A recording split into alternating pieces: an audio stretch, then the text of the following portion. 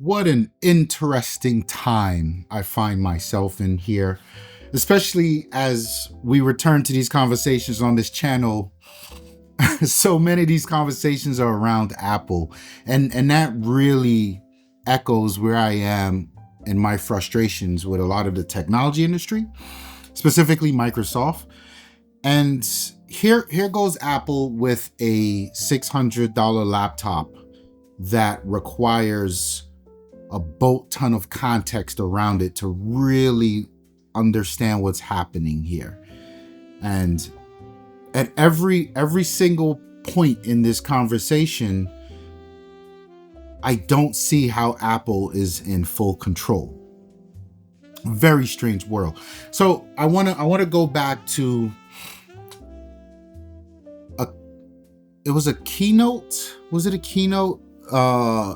I forget what it was, but it was essentially three of the top Apple executives sitting on a stage. This was Steve Jobs, Tim Cook, and is it Frederici?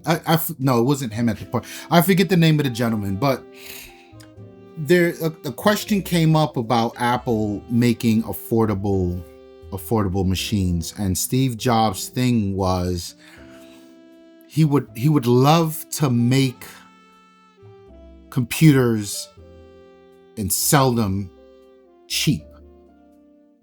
But because of the way the industry is set up, they can't. And it was such an interesting conversation at that time. One that while it was unfolding, and let's be clear, I've been in the technology industry for 25 plus years. So I had contacts and I was like, what are you talking about cheap? Netbooks were around, full-fledged Windows laptops were around. Linux is always around. I don't know. Take it where you where you will for all the Linux people in the room. We had laptops, and Steve Jobs' approach to this was user experience, and I think verbatim he said we refuse to sell junk. Fast forward, the way things unfolded, Apple, and for many years they were rumored to not be happy with Intel. And well, I was happy with the Intel Mac because it means I could have an amazingly designed piece of hardware and just put Windows on it and I get the best of both worlds. Apple just was not satisfied with the performance they were getting from Intel in terms of the throttling and the heat and all this other stuff. When they switched over to ARM architecture from traditional x86, the industry took notice and everyone was like, oh man, this could change things. And here we are, what, 10 years later almost, and it changed things.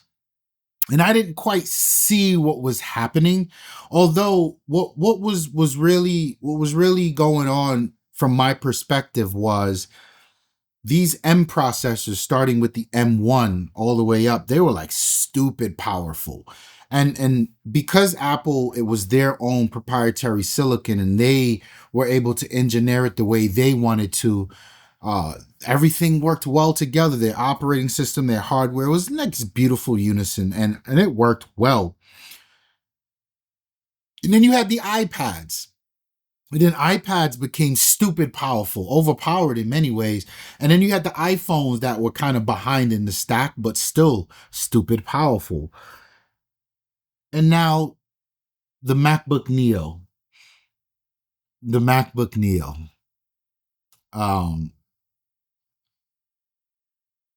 This is the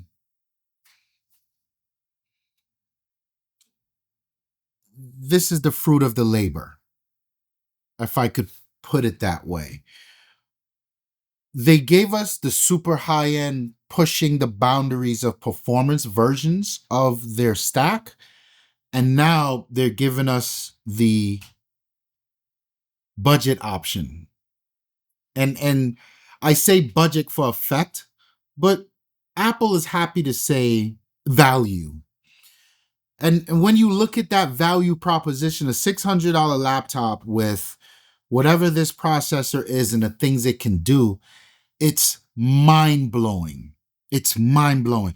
So let's look at what it stacks up against.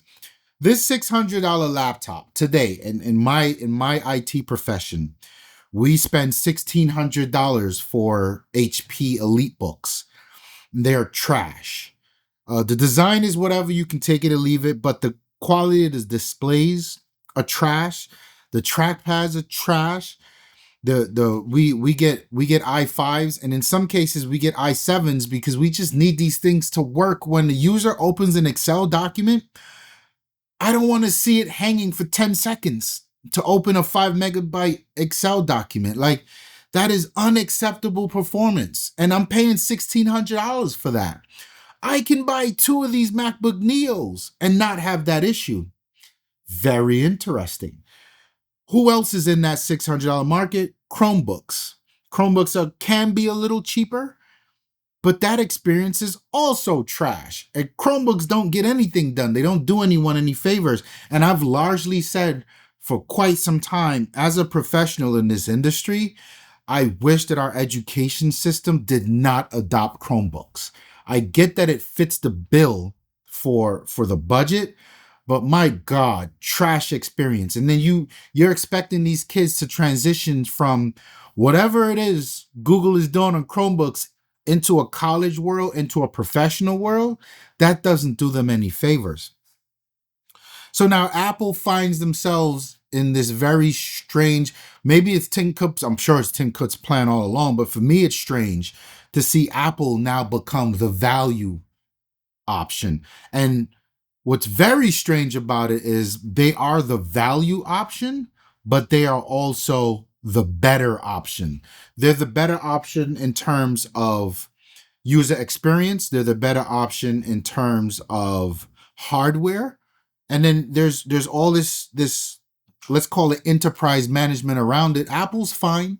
Once you get an MDM and you start locking down your policies and your identity management for users and all that stuff, Apple is totally fine. This is not 10, 15 years ago. So it's just like, wow, they were able to really unify their technology stack in such a way where they pushed the boundaries of performance, and then they came back for everything else under it.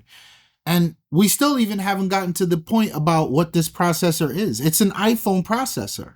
They essentially took the processor from an iPhone, slapped it in a laptop, and it's viable. I'm sorry, what? And it's not even the latest iPhone processor, which is nuts, right? And there's some questions about like, well, then what's the iPad? Like, fine, but like looking at the Neo, whoa. And you can nitpick at it. Oh, for $600, you don't get a backlit keyboard and all of this is fine. Then I'll take the $700 option. I get the Touch ID and the backlit keyboard. I can still get 2 of those for what I'm paying for a mediocre PC. It's hard to argue this. And then I watch all of these videos of people opening every application, people gaming on it, people video editing on it. Us on this channel, we're going to have that, yeah, that's smoke and mirrors. You don't want to be editing no 4K video on your MacBook Neo. When the reality is you can do it. It does work. I'm not going to tell you it's the best experience or it's going to export the fastest you've ever seen it, but it does it. And compared to what else is on the market, I guarantee my HP EliteBook ain't doing this. I just turned on one of my Surface. I got a Surface, what is this, 2026? It's probably from maybe 2021. 8 gigs of RAM, i5. This thing, damn, they didn't have enough resources to run Windows. It's annoying. It's annoying. As a self-proclaimed Apple hater who's now surrounded by everything Apple, there's this piece of me that's always saying, this is less about Apple trailblazing in the industry and more about Microsoft's game to lose, Google's game to lose, right? And wherever Apple exists in this market, it's the same conversation. You want to come at it like, yeah, here comes Apple. They're going to give it some fancy name and then charge double for it. It's harder to adapt that way of thinking. And then going back to the Steve Jobs bit about they would love to do it cheaply, but they just can't sacrifice the user experience. They don't want to ship junk. He was absolutely right. Because what I'm buying from HP, what I'm buying from Dell is absolute junk. And what I will say is I have a Snapdragon Surface Pro laptop that I quite love. I do adore. It does not have these performance issues. It's got other issues called Windows 11. Right? Like when I'm using a Mac, when I'm using an iPad, I can have some qualms with the design and stuff, but like by and large, it works. There's something to be said. Having a conversation that it doesn't work the way I want it to work is different than if it works or not. Right? When I'm in the Microsoft camp, things don't work. When I'm in the Apple camp, I don't really like how it's working, but it's working. And now as an IT leader, I'm having this conversation in my head about where do I take my shop? Do I turn us into an Apple shop? From a budget perspective, it makes sense. From a security perspective, it makes sense. From an infrastructure perspective, it makes sense. What are we doing here? What are we doing here? It's such a strange world. And then when you take into consideration the person who's gonna buy this $600 laptop. My recommendation when people ask me about, yo, I need a new laptop, it's such a painful conversation to have because we often look at these specs of this processor, this dual, you get the i5 and it comes with 16 gigs or 12 gigs of RAM and a half a terabyte or a terabyte drive and all this other stuff and HP's this or Dell's that. When the reality is, when you run your Windows updates and you double click that Excel file, you're going to sit there and wait. It's not a great user experience. And then Microsoft's got Copilot in your face. They've got OneDrive in your face. Like all these things. I have not recommended a Windows computer or laptop in literally 5 years. You're in the market for a laptop, buy an iPad. Now I can recommend a laptop. This is very, very interesting. And I feel like at this price point, Apple is about to clean up. Apple is about to decimate Microsoft's ecosystem. Dell, HP, all of them. All of them. They had a chance to do right by their users and now we going down bloatware and like it's rough out here. And Apple is just full speed ahead. And these people who were buying this laptop, the chances are they already had an iPad or they already got an iPhone. So now we're in this world where your iPhone, you open up your Mac Neo and there's your iMessages, there's your FaceTime, there's your photos. Very interesting. Steve Jobs,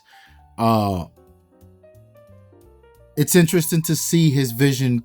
He knew who he handed over the keys to, and Tim Cook made it so. They're able to sell a $600 laptop that's beautifully designed and doesn't feel like a piece of junk, that has a great user experience. It has great performance. It has great security chops.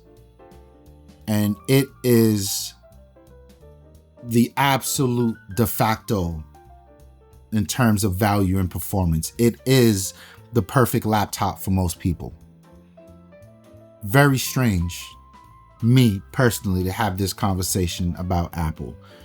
And I'm getting this vibe, which I'm more comfortable because I'm fighting myself. I'm fighting myself like, yeah, it's Apple. I don't want to talk about Apple, and like, I'm letting it go.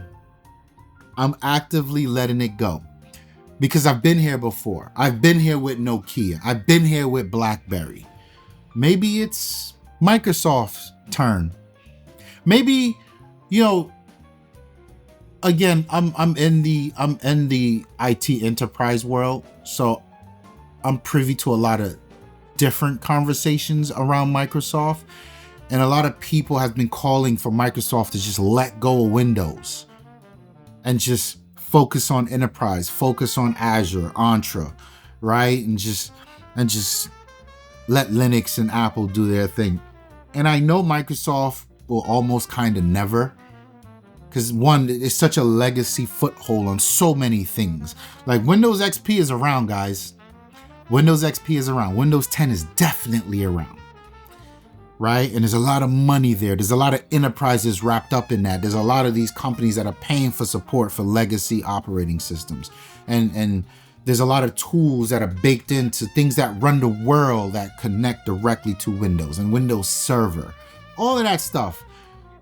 But my God, for me, this is definitely a changing of guard in the user experience and end user, the endpoint for my users.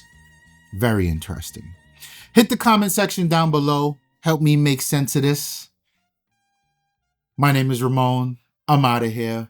Peace.